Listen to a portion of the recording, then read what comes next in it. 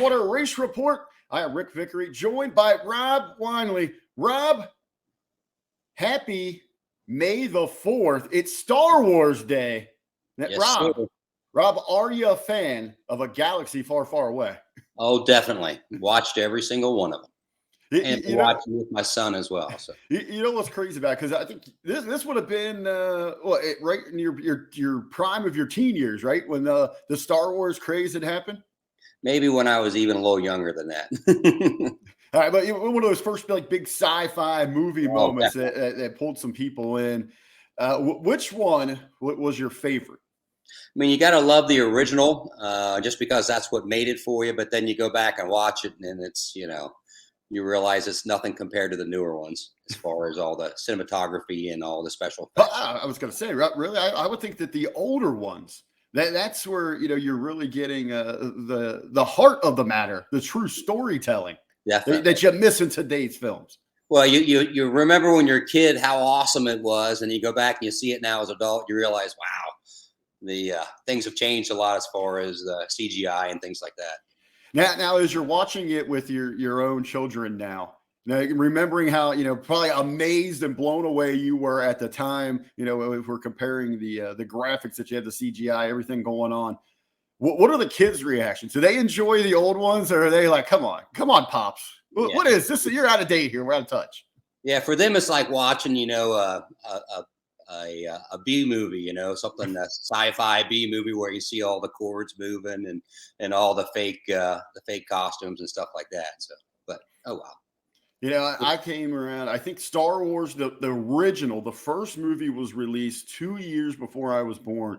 But in all my 40-something years of existence, I have a confession to make. I've never watched a Star Wars movie from start to finish. And outside of the original 3, I don't think, but maybe I've seen just a few moments of all the follow-ups that we've had of it. Yeah. So I'm one of the few that have not jumped onto the Star Wars bandwagon. Yeah, I'll start one and I'll have to hang on no matter if it's good or not. I just gotta stay to the bitter end. There we go. So we've got the May the 4th be with you going on today as we're releasing this week's episode of the Edgewater Race Report. And this is an entire loaded week of happenings outside of the race action. Yes, Rob, also I want to see any plans that you have coming up for the 5th for Cinco de Mayo. Well, actually, a group of friends of mine that I played football with in college, we all go down to Thurby.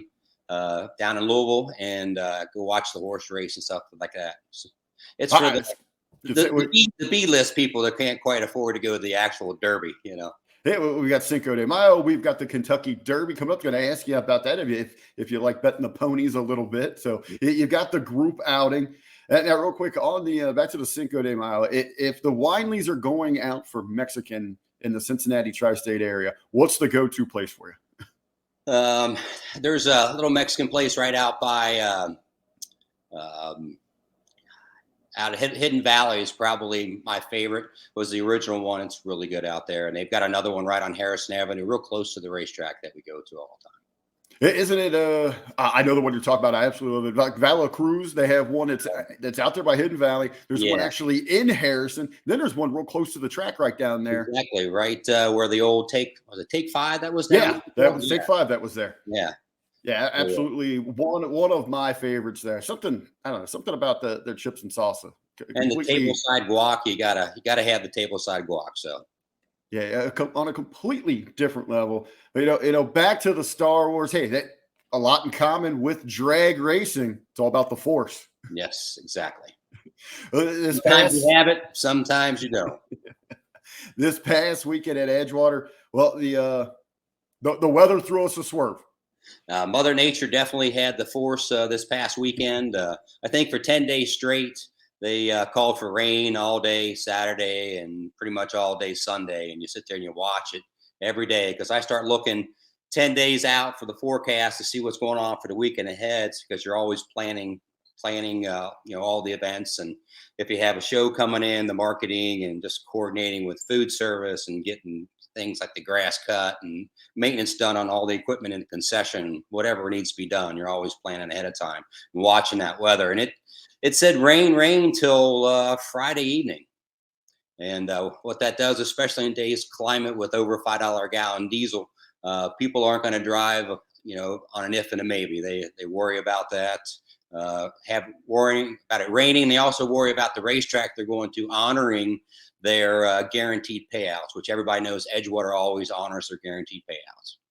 Now, we do see the weather, and it is flip-flopping. I know you down at the track, you use a paid service, so they try to give you the most legit forecast as they can. But obviously, things do change. But, a lot of the drivers, the fans, they're looking at the local news where they're getting paid per click. So they're going to keep you guessing. They're going to keep it moving. It'll change 5 times a day on the local stuff and keep people coming back. Oh, my God, it's changed. It's going to rain now. No, it's not going to rain. You never know what's going to happen. So Now, do those individuals, as they're tossing and turning, maybe pulling their hair out, are we going to be able to run? What's happening thanks to the local weather reports? Are they hitting you up through the week? There's a lot of people chiming in, hitting your DMs. Rob, what are we going to do here? Keep us updated, because I know you like to push. You want to get as much racing in as you can. Yeah, it's people start asking me on a Tuesday, it looks it's going to rain Saturday. What are you doing? Well, if you've spent any time in this town like I have, the Cincinnati weather, especially in the spring, will change every 6 hours. So it's really hard to forecast and plan what's going on. We got to ride with it a little bit and do our best to take advantage of it when it doesn't rain. Now, I know, Friday they promised beautiful weather, and that's what they gave us. Yes. It was incredible all day Friday into the evening. Great turnout for the tune and test. Rob, as you mentioned, though, it's not many places hold to it, but it's one thing that Edgewater is known for, that the racers can depend on. When you say 2-day 5K, you meant 2-day 5K. Yes, sir. So the payouts are there. Could you tell us a little bit, maybe about the highlights from the weekend? I know just because of the forecast, a lighter turnout, but still 2 days of exciting racing. Yeah, we had 2 days of great racing. Had a lot of people be able to come in, and some of the less experienced racers go further in the rounds than they normally do and get into the money. So it was nice to see that money spread out, and not always the same people winning the money week in and week out. It is good to see variety there. Hey, the flavor of life, right? And it keeps some people coming back, especially early in the season, to see the competition. Yes, there's still a lot of racers don't have their cars ready yet. Saw a few guys this past weekend that was their first week back out, and a lot of people still waiting for this or that, and they'll be back out racing here in a week or two. So we'll be up to full speed here real soon. Now, I know we're going to hold off till next week's show. We got a little special presentation. We're going to update everybody on the Edgewater bracket points that got underway. But what was the early turnout? People signing up, people excited to get those points going? Yeah, we got a bunch of people come in and sign up early and get things going, and you can sign up at any time to stay with it. A lot of great things. We got a free race at the end of the season. Gave away a lot of money to our points people last year. Gave away gold cards for the winner of that day, plus a silver card for the runner-up, so they get free buybacks, first round buybacks for any of our points races this year. So a lot of gold cards rolling around, everybody coming in and supporting the track. So in addition to the spirit of great competition, a lot of cool prizes on the line. There's still plenty of time to get involved with the Edgewater bracket points. They're going to do sign up for those. They'll be coming at you throughout the season. Now, Rob, I know we don't have the full rundown from Saturday for the winner's circle, but hey, we've got Sundays. I've got Sundays, yeah. Let's do it here. Let's head inside the winner's circle. Celebrating this week's champions, welcome to the winner's circle. We had some great racing. We're going to start off with Super Pro, and coming in third place was Mr. Kenny Sullivan, and runner-up was Brandon Smith. And Mr. Nick Wallace took home the big money on Sunday, took home the $5,000. In pro, third place was our Jake Pruitt. Jack Spivey was in second, and Keith Walters took first place and the big money in pro on Sunday. And then in sportsman, at third place was Mr. Jamie Green. And our runner-up was Rob Nixon. The winner was Johnny Smash. And our junior dragsters winner, we had actually in our semis were Tanner Martin and Gavin Nagley. And our runner-up was Avery Millish. And our winner was Samantha Julian. 2 girls there in the finals. Oh, that is awesome. Congratulations to all of our winners. Rob, as you were going through the classes there, I got to ask you, because I know you had a little heat on you last week. Some people were completely in favor of it. Some weren't your biggest fans last week. After the first running, what is the reception on the change with the sportsman class inside of the I think it's definitely going to be a good thing in the long run, especially we got to take into consideration accommodating all these cars that are coming off the factory assembly line that run quicker than 12 seconds. The cars they're very safe, and they've got all their crumple zones and airbags and everything else are very safe to race at those speeds. And you got to open up sportsmen to let these people in and let them learn how to race and become part of the group. There's a lot of our sportsman racers that actually bought their cars brand new back in the late 60s and early 70s and drive those cars every day to the racetrack to race. And you're getting those same racers today that buy their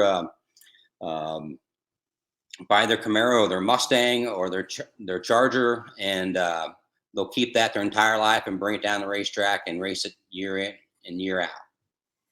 So, inside of this move that you made, so really what we're seeing here, this is a great move in helping grow the race bubble, getting those involved. You've got to get those new people started. Our junior program is a good way to get that started. We're also working on a junior street program, and hopefully we can get that rolling by the end of the season. And this program with lowering the ET on the sportsman to help get that quarter-mile racing going and getting these young people into the sport and becoming regulars at the racetrack and bring their families and enjoy themselves all season long at the racetrack. In addition to that, last week we kind of went into depth in a conversation about the ins and outs of the tune-in test as well.